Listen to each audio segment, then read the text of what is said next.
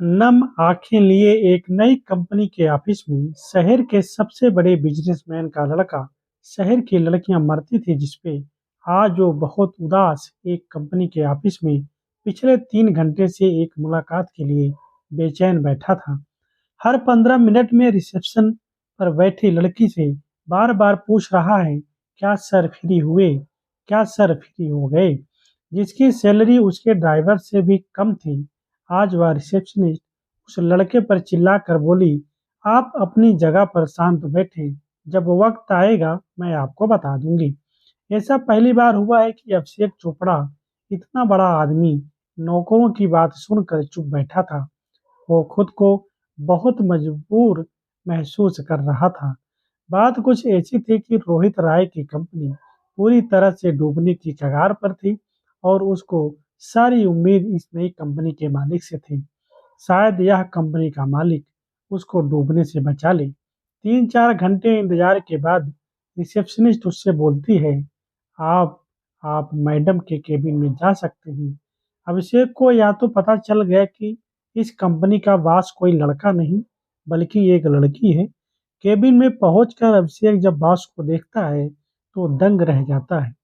हैरानी से उसके ओर देखने लगता है और कहता है, तुम और इस कंपनी की बॉस हो? या हो ही नहीं सकता। जाओ जाकर बॉस को बुलाओ। क्यों? मैं तुमको बॉस नहीं लगती? और अगर ऐसा है तो तुम जा सकते हो। नहीं नहीं, मैं तो बस पूछ रहा था। अनामिका, तुमको मेरी हालात का अंदाजा नहीं है। मैं किस हाल में हूँ।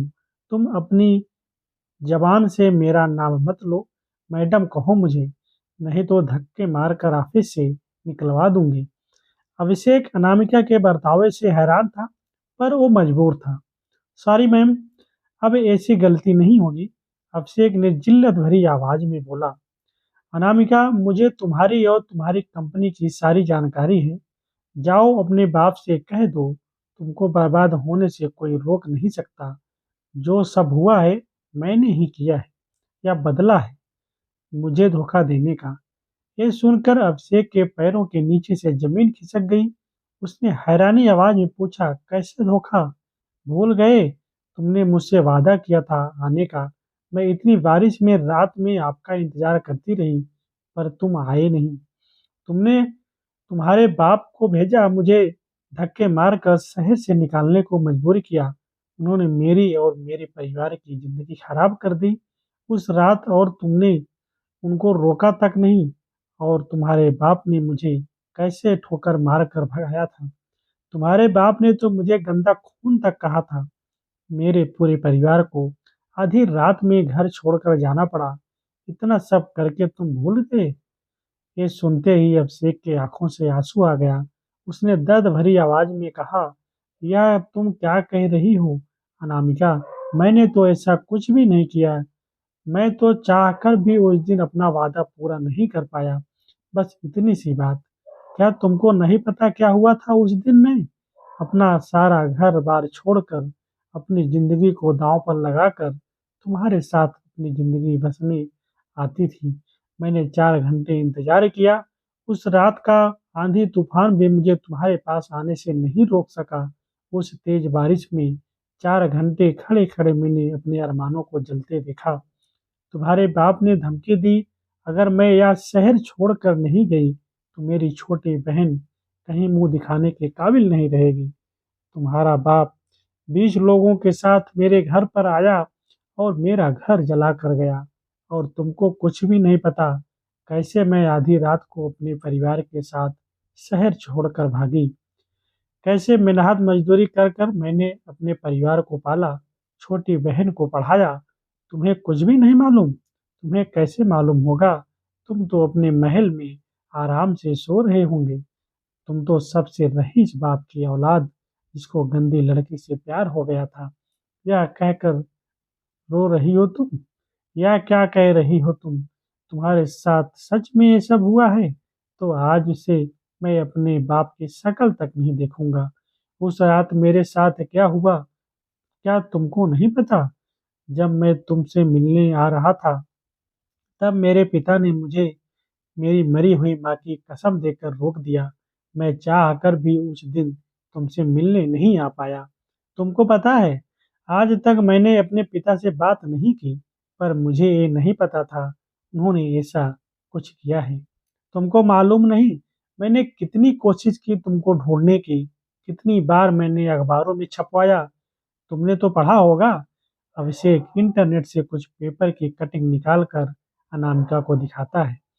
यह सब एक देखकर अनामिका के पैर तले से जमीन निकल जाती है, क्योंकि गुस्से में जिस आदमी को अपना सबसे बड़ा दुश्मन समझ रही थी, और यह सोचकर उसने पिछले 10 साल गुजारे कि अभिषेक ने उसको धोखा दिया, आज वह गुस्सा या सच समझ नहीं पा रहा था।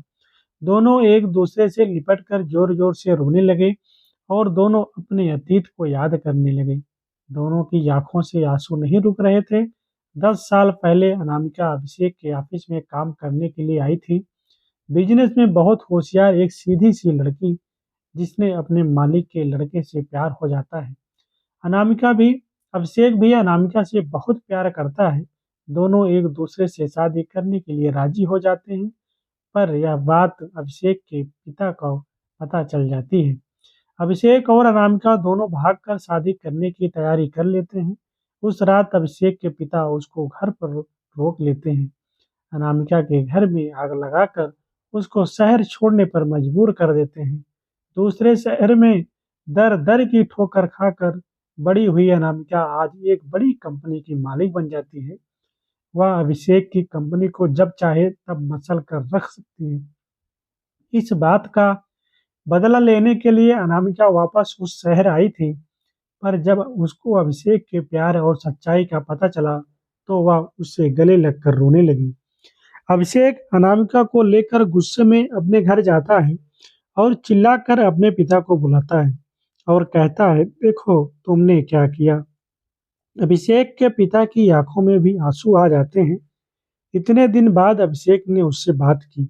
गुस्से में ही सही, अभिषेक के पिता हाथ जोड़कर अभिषेक से माफी मांगी और कहा, मुझे तो पता था यह एक ना एक दिन जरूर होगा। मैंने बहुत बड़ी गलती की है। हो सके तो मुझे माफ कर देना बेटा, पर एक बार यह जरूर जान लो मैंने ऐसा क्यों किया। मुझे नहीं सुनना।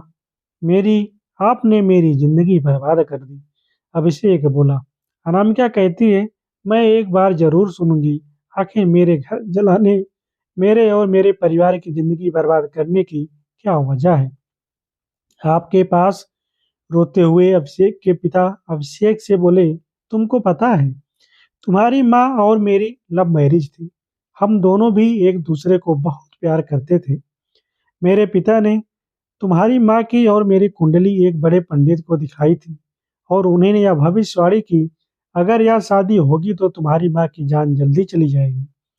पर हम दोनों इन सब में भरोसा नहीं था। पर तुम्हारी माँ के जाने के बाद मैं यह नहीं चाहता था कि तुम दोनों के साथ भी ऐसा हो।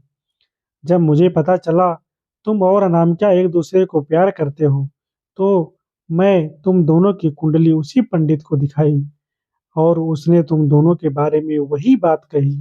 जिस दुख से मैं जी रहा हूँ, वही तुम लोगों को न मिले। मैं मजबूर हो गया। अपने इकलौते बेटे को इस तरह तड़पते नहीं देख सकता था, इसीलिए मैंने यह सब किया। मैंने सोचा कुछ सालों बाद सब ठीक हो जाएगा और तुम लाइफ में आगे बढ़ जाओगे, इसीलिए मैंने ये सब किया। पर क्या तुमको पता है, अनामिका की कंपनी इतनी बड़ी कैसी हो गई है? वह अननोन डोनर कौन है जिसने तुम्हारी कंपनी में इतना सारा पैसा लगाया है? वह मैं हूँ। क्या आप? अनामिका के पैरों के तले से जमीन निकल गई। हाँ, मैंने सिर्फ इस शहर से और अभिषेक की लाइफ से तुमको दूर करने के लिए ये सब किया था, तुम्हारी जिंदगी बर्बाद करने के लिए नहीं। मैंने वो सब किया जिससे तुम्हें एक बेहतर जिंदगी दे सकूं। अपनी गलती का भुगतान जैसे मैं कर सकता था, मैंने किया। और अगर तुम भी मैं तुम लोगों को गलत लगता हूँ, तो मैं तुम दोनों से हाथ जोड़कर माफी मांगता हूँ। तीनों एक दूसरे से लिपट कर रोने लगे। आज सबकी जिंदगी से सारे गुस्से और गलतफहमी का बोझ उतर गया। अनामिका और अभिषेक ने कुंडली निदान करवाया करवाया गया, पर खतरा पूरी तरह से टल नहीं सकता था। पर वो दोनों एक दूसरे से दूर नहीं रहना चाहते थे। अभिषेक ने कहा, पापा जो होगा वो होगा, पर अब हम दूर नहीं रहेंगे। जो किस्मत में होगा वो हमें मंजूर है। अनामिका ने भी कहा, हाँ पापा, अभिषेक सही बोल रहे हैं। उनके पिता ने भी भीगी आंखों के साथ दर्द भरी आवाज में हामी भर दी और अगले महीने ही उन दोनों ने शादी कर ली। पर उन्होंने भविष्य में आने वाले खतरे का अंदाजा नहीं था। अनामिका ने अभिषेक की कंपनी को बचा लिया। दोनों कंपनी अब एक हो चुकी थी। दोनों ने मिलकर कुछ सालों में ही उस कंपनी को इन नई ऊंचाइयों पर ले गई। कंपनी ने इतने कम समय में इतना ग्रोथ किया था, इसीलिए उन्होंने एक पार्टी रखी थी। अनामिका और अभिषेक और उनके पापा बहुत खुश थे। शायद इसीलिए भविष्य में आने वाले खतरा के बारे में भूल चुके थे। पर कहते हैं ना, किस्मत का लिखा कोई बदल नहीं सकता। जो किस्मत में लिखा है वो जरूर होता है। सब पार्टी में जाने के लिए रेडी हो रहे थे। अभिषेक के पापा ने आवाज लगाई, तुम लोग रेडी हुए या नहीं? हम लोग ही पार्टी में लेट पहुंचेंगे लगता है। और अभिषेक सीढ़ियों से उतरते उतरते हंसने लगे और अनामिका को आवाज देने लगे। अनामिका ने 15 मिनट मांगा।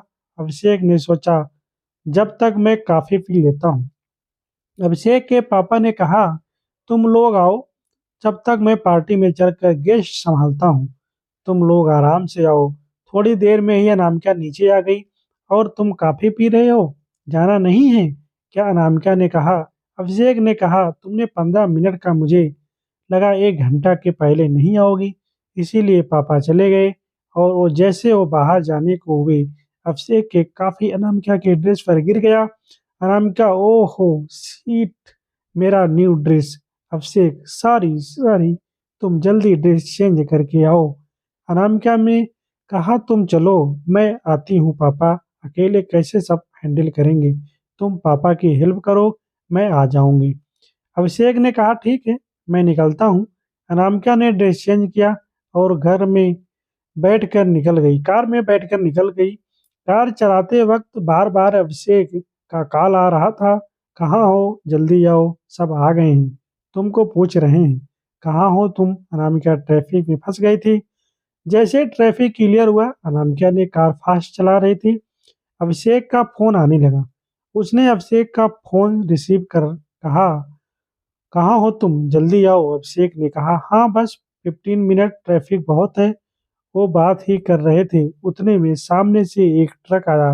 अनामिका ने कार साइड करना चाहा, पर कार इतने स्पीड में थी वो संभल नहीं पाई और कार खाई में गिर गई। अभिषेक ने अनामिका को बहुत ढूंढने की कोशिश की, लेकिन ना अनामिका का पता चला, ना उसकी बॉडी का। तो दोस्तों, जो किस्मत में लिखा होता है वो जरूर होता है। आशा करते हैं ये स्टोरी आपको अच्छी लगी होगी। Thanks for watching. Thank you.